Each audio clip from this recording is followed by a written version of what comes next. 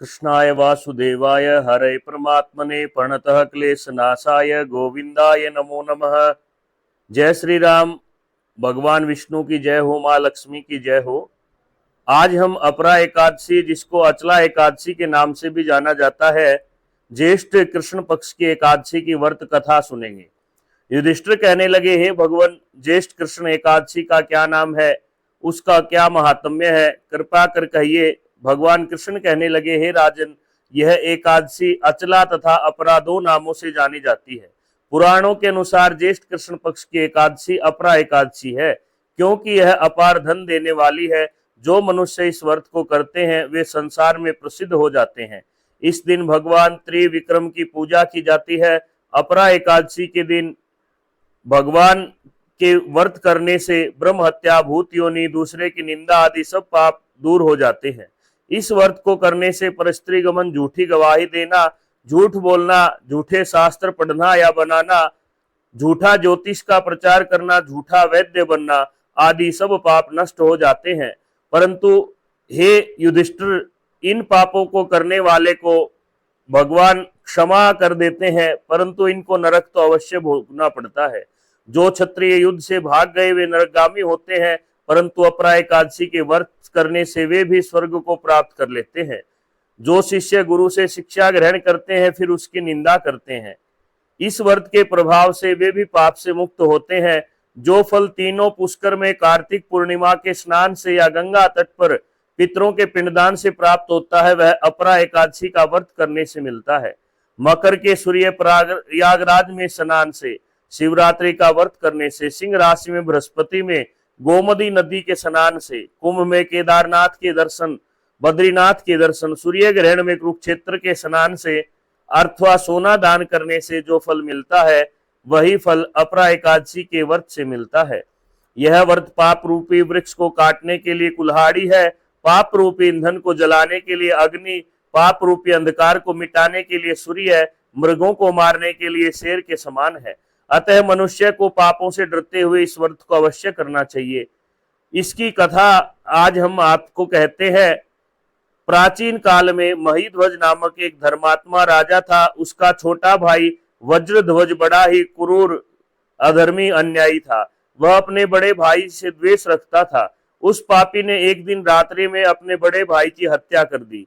उसकी देह को जंगली पीपल के नीचे गाड़ दिया। इस अकाल मृत्यु से राजा प्रेतात्मा के रूप में पीपल के पास प्रेत बनकर रहने लगा, अनेक उत्पात करने लगा। एक दिन अचानक धौम्य नामक ऋषि उधर से गुजर रहे थे।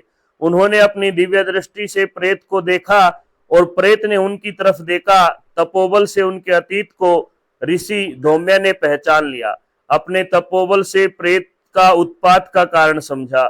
ऋषि ने प्रसन्न होकर उस प्रेत को पीपल के पेड़ से उतारा तथा परलोक विद्या का उपदेश दिया। दयालु ऋषि ने कहा, राजा की प्रेत योनि से मुक्ति के लिए स्वयं ही अपरा एकादशी का व्रत किया और उसे अगति से छुड़ाने के लिए पुण्य प्रेत को अर्पित कर दिया। अर्थात स्वयं ऋषि ने राजा की मुक्ति के लिए स्वयं व्रत किया और उसी व्रत का पुण्य उस प्रेत आत्मा को प्रदान किया, जिससे उसकी प्रेत योनि से मुक्ति हो गई। वह ऋषि को धन्यवाद देता हुआ दिव्य देह धारण कर पुष्पक विमान में बैठकर स्वर्ग को चला गया। हे राजन, यह अपरा एकादशी की कथा मैंने लोकहित में सबके लिए कही है। इससे पढ़ने अथवा सुनने से मनुष्य सब पापों से छूट जाता है। अतः हर एक व्यक्ति को, हर एक मनुष्य को प्रयत्न करके इस व्रत को करना चाहिए, जिससे उसके वंश की वृद्धि होती है और किसी भी प्रकार का जाने अनजाने में किया गया पाप क्षीण हो जाता है। जो मनुष्य धन की कामना रखता है, जो मनुष्य राजा बनने की कामना रखता है, जो मनुष्य समाज में प्रतिष्ठा की कामना रखता है, उसको इस व्रत को अवश्य करना चाहिए। हे राजन, इस व्रत का पुण्य युगों युगों तक नाम के रूप में प्रख्यात रहता है। बड़े से बड़े प्रेत की मुक्ति के लिए, पितरों के उद्धार के लिए इस व्रत को हर मनुष्य को करना चाहिए। हे युधिष्ठिर, यह व्रत व्रतों में श्रेष्ठ है। हर एक व्यक्ति को भगवान विष्णु को मन में ईश्वर रूप में जान करके, प्रकृति का स्वरूप समझ करके उनका ध्यान करना चाहिए और दशमी की रात्रि से ही भगवान का ध्यान करते हुए अन्न का त्याग कर देना चाहिए और विधि विधान से प्रातःकाल समय से उठ करके भगवान विष्णु के समुद्र में जो लेटे हुए शेषनाग की सैया का स्वरूप है उसका पूजन करना चाहिए। माँ लक्ष्मी का एवं नारद आदि ऋषियों का ध्यान करके पूजन करना चाहिए, कथा कहनी चाहिए, उसके बाद फल आदि जल आदि ग्रहण करना चाहिए और बार बार अन्न का तो सेवन इसमें होता ही नहीं, बार बार फल या फलाहार लेना भी एकादशी व्रत के नियम के विरुद्ध है। अतः एक ही बार आप फलाहार करें।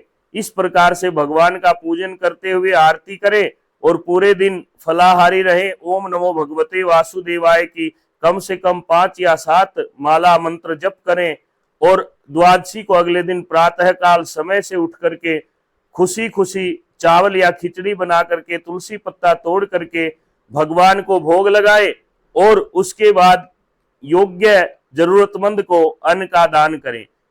हे राजन, जिसने इस व्रत को किया उसका उद्धार हुआ।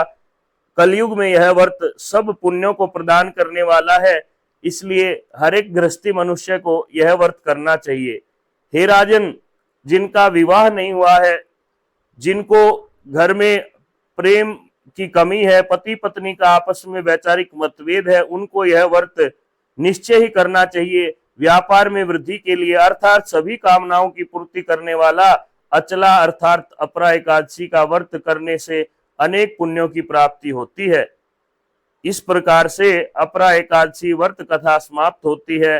बोलो विष्णु भगवान की जय हो, लक्ष्मी माता की जय हो, कुबेर जी महाराज की जय हो, अपने अपने इष्ट देव महाराज की जय हो, गुरुदेव भगवान की जय हो।